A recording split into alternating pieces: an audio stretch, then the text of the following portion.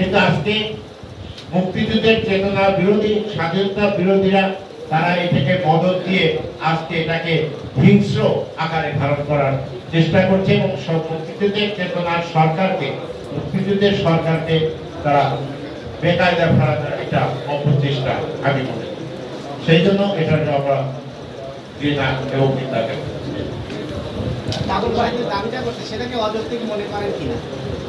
অযৌক্তিক যৌক্তিক সেটা জুডিশিয়াল ব্যাপার, এটা ব্যাপারে আপনার কোনো মতামত দেব না।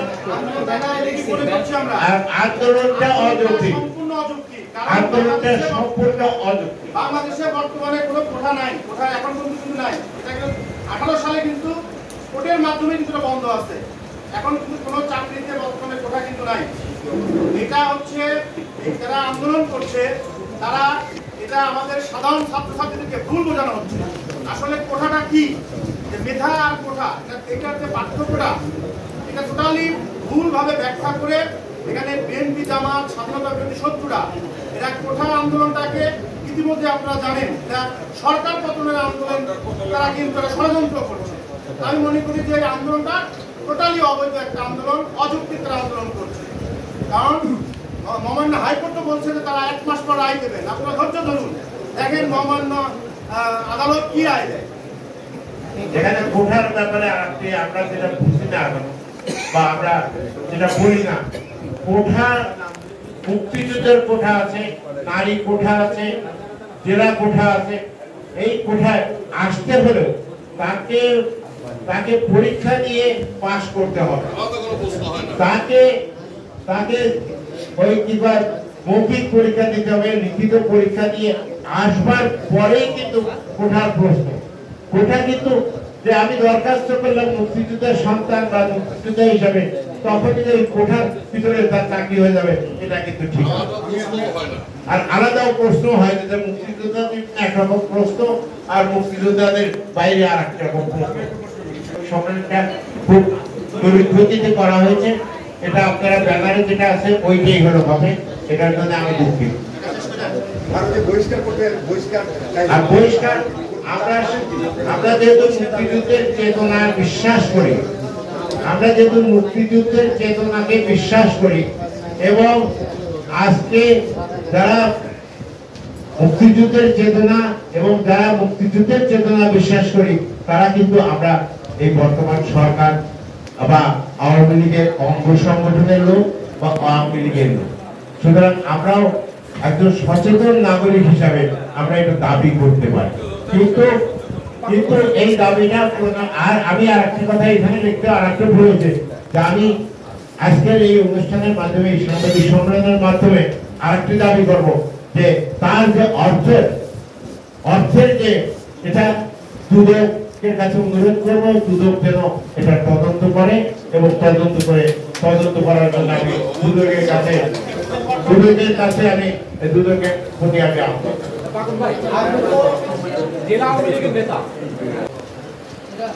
প্রশ্ন পরেই আমরা না পরেই জিজ্ঞাসা করি, এর ভিতর থেকেও প্রশ্ন আসবে, সেটাও আমি জানি।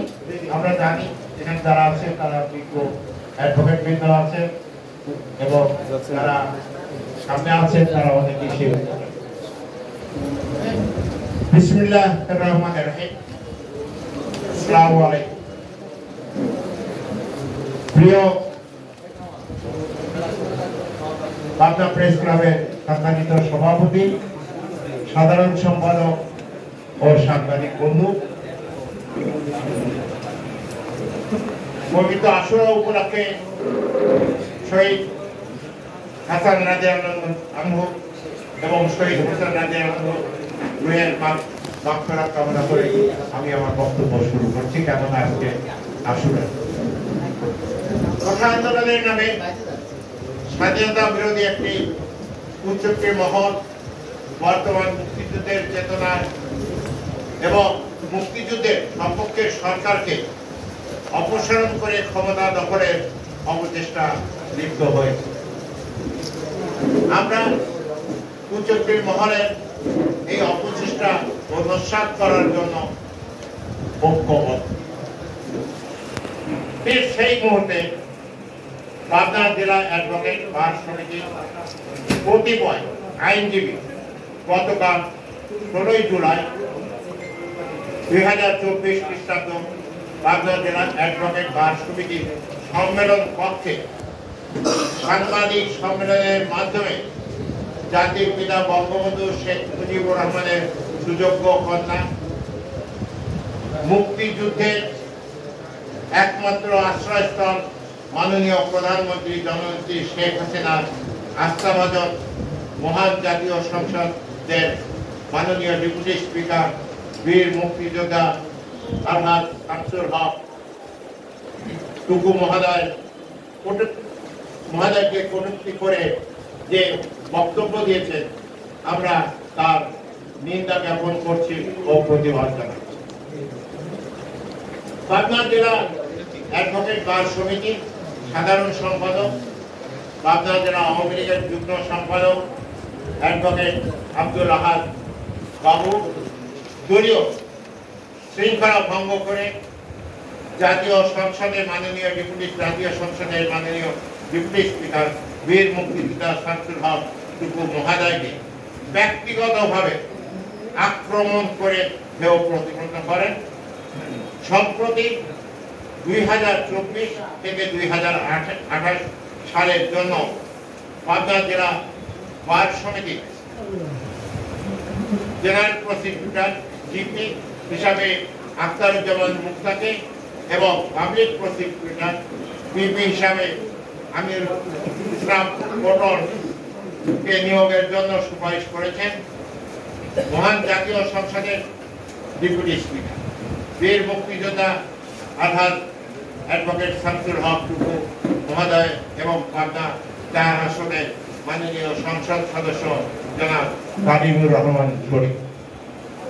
অন্যদিকে পাবনা 5 আসনের মাননীয় সংসদ সদস্য গোলাম ফারুক প্রিন্স ও পাবনা 3 আসনের মাননীয় সংসদ সদস্য আলহাজ মোহাম্মদ মকবুল হোসেন মহোদয় জিপি হিসাবে অ্যাডভোকেট জাহাঙ্গীর হোসেন এবং পিপি হিসাবে জনাব অ্যাডভোকেট আব্দুল আহাদ বাবুকে সুপারিশ করেছে।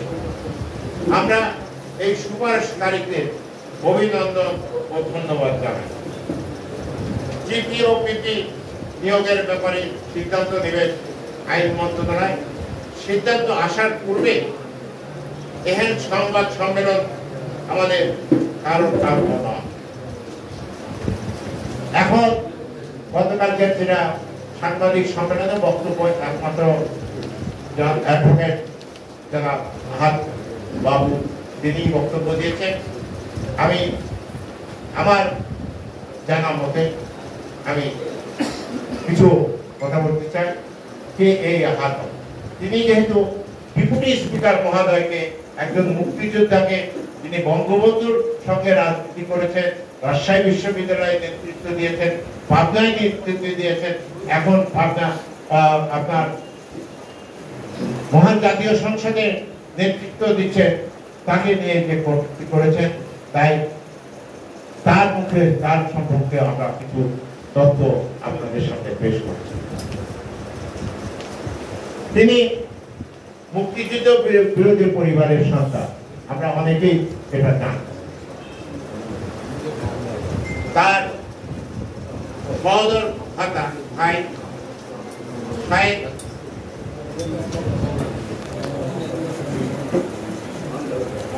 ওয়াহেন রাজাকার জামাত ইসলামের পাবনার শুরা কমিটির সদস্য এবং তার দুলাভাই জনাব শফিক জামাত ইসলামের পাবনার নেতা। শফিক হাদি না, শফিকুল ইসলাম, শফিক হাদি এই শফিক হাদি না, রাঘবপুর বাড়ি। বিভিন্ন তিনি জাসদপন্থী ছাত্রলীগ পাবনা জেলা শাখার আহ্বায়ক ছিলেন, যুগ্ম আহ্বায়ক ছিলেন এবং দীর্ঘ 1992 সাল পর্যন্ত। 1991 সালে নির্বাচনে বিএনপি জামাত ফ্রিডম পার্টি ক্ষমতায় মসনদে আসীন হলে মুক্তিযুদ্ধ বিরোধী তৎপরতা বেড়ে যায়। তিনি রক্তের মানুষের মননে মুক্তিযুদ্ধের চেতনা বিরোধী বীর মুক্তিযোদ্ধা শামসুল টুকুর বিরুদ্ধে সংবাদ সম্মেলন করা একজন রাজাকার পরিবারের সন্তানের পক্ষে অসম্ভব কিছুই নয়,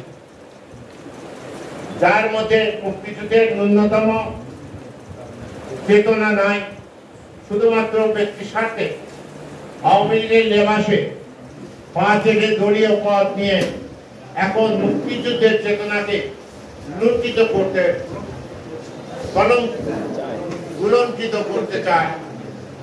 তার পৈতৃক নিবাস সিরাজগঞ্জে তিনি প্রশ্ন তুলেছিলেন গতকাল সম্মেলনে যে পটলের বাড়ি বেড়ায় আর মুক্ত ভাইয়ের বাড়ি ঈশ্বরদী, সে আসছে সিরাজগঞ্জ থেকে বেলকুচি থানা থেকে বাগদায় আসেন। বেলকুচিতে প্রথমে তার পিতা চাকরির সুবাদে রাজাপুর গড়মাটিতে বসবাস শুরু করেন, তারপর পাবনার বলরামপুর বর্তমান তাদের বসত বাড়ি। এই এলাকার জনগণ ও মুক্তিযুদ্ধের সম্পর্কে শক্তি পরিবারগুলো তার নেতৃত্বে হুমকির মুখোমুখি। চাঁদাবাজির লুটপাট জুলুম অত্যাচারের নৈতিক ব্যাপার। বিগত পাবনা পৌরসভার নির্বাচনে নৌকার বিরুদ্ধে অবস্থান করায় দল থেকে তাকে অব্যাহতি দেওয়া হয়েছে। পুনরায় ক্ষমা চেয়ে দলের ভিড়ে পাবনার কিছু হাইব্রিড রাজনৈতিক মহলে মদদে প্রতিষ্ঠা গত 15/7/24 দিন তারিখে সাংবাদিক সম্মেলনে মিথ্যাচারণ করেছেন। উক্ত সংবাদ সম্মেলনে বক্তব্যে আমরা প্রত্যাখ্যান করি এবং ঘৃণভাবে তাকে দল থেকে বহিষ্কারের আবেদন করছি। তিনি সরকার দলীয় এপিপি হিসাবে এবং পারে কার্যকরী কমিটির নেতৃত্ব দেওয়ার সুবাদে ঘুষ দুর্নীতির ফলে অনেক টাকার পাহাড় গড়েছেন। ইতিপূর্বে পাবনার জজ কোর্টের বিদ্যুৎ আদালতে জুডিশিয়াল ম্যাজিস্ট্রেট জনাব জামাল উদ্দিন সাহেবকে তিনি লাঞ্ছিত করেন এবং জামিন না দেওয়ার জন্য তার নিকটতম আত্মীয়কে এজলাসে কাঠগড়া থেকে ছিনিয়ে দিয়ে যান। তিনি সিনিয়র সহকারী জজ মহোদয়কে আদালতে অশ্লীল অশোভন বক্তব্য দিয়ে কোর্ট বর্জন হুমকি দেন। তিনি বিজ্ঞ জেলা ও দায়রা জজ বেগম শামীম আহমেদ মহোদয়কে আদালতে জোরপূর্বক বর্জন করেন। উক্ত বর্জনে আইনজীবী আদালতের কোনো স্বার্থ সংশ্লিষ্ট বিষয় ছিল না। জজ কোর্টের বিভিন্ন পদে নিয়োগের সার্কুলার দেওয়া হয়, সেক্ষেত্রে তিনি তার ভাতিজা সহ নিকট আত্মীয়দের চাকরি নিয়োগে দেওয়ার জন্য চাপ সৃষ্টি করেন। বিজ্ঞ জজ মহোদয় রাজি না হয় তৎকালীন জিপি ও পিপি নিয়ে আদালতে করা থেকে থেকে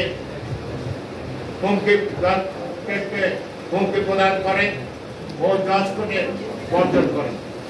যদিও এ ব্যাপার জেলা কমিটির রেজুলেশনে ছিল, গতকাল সম্মেলনে সাধারণ আইনজীবী ও বঙ্গবন্ধু আইনজীবী কোনো সিদ্ধান্ত ছাড়াই আইনজীবী সমিতির হল রুম ব্যবহার করে অবৈধভাবে সংবাদ সম্মেলন করে, যার আদৌ কোনো বৈধতা নেই। আমরা উক্ত সম্মেলনে তীব্র নিন্দা ও উক্ত রাজাকার স্বজনদের দল থেকে বহিষ্কার আহ্বান জানাচ্ছি। সবাইকে ধন্যবাদ। মহান আল্লাহ পাক আপনাদের সহায় হোক। জয় বাংলা, জয় বঙ্গবন্ধু। এই যে গতকালকে যে প্রেস কনফারেন্সের বিরুদ্ধে আমরা এই প্রতিবাদ জানাই। আমি এখানে যারা উপস্থিত আছেন, যারা পাবনা 10 কোটের আমাদের সাবেক সভাপতি পটল হয়ে আছেন, সাবেক সভাপতি আখতারুজ্জামান মুক্ত আছেন এবং সহ সভাপতি এখানে আছেন এবং কাজী আরব ভাই এবং আরো এখানে দুদকের অ্যাডভোকেট হক আছেন, ওবায়দুল হক, আরিফা খানম শেফালি, অ্যাডভোকেট রাজীব চৌধুরী, পাবনা জেলা পরিষদের প্যানেল চেয়ারম্যান সোহেল হাসান, নজরুল ইসলাম সোহেল এবং উপস্থিত আছেন পাবনা স্বেচ্ছাসেবক লীগের সাধারণ সম্পাদক এবং মুক্তিযোদ্ধা সন্তান সংসদের আহ্বায়ক রুহুল আমিন, উপস্থিত আছেন মুক্তিযোদ্ধার মধ্যে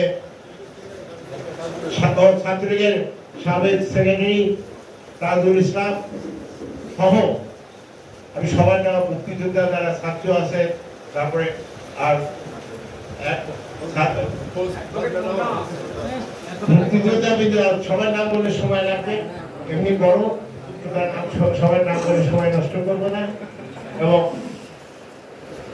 আপনারা, আমি এখানে কিছু কথা বলবার জন্য প্রথমে আহ্বান জানাচ্ছি, তারপরে আমরা আমাদের লিখিত বক্তব্য পেশ করবো।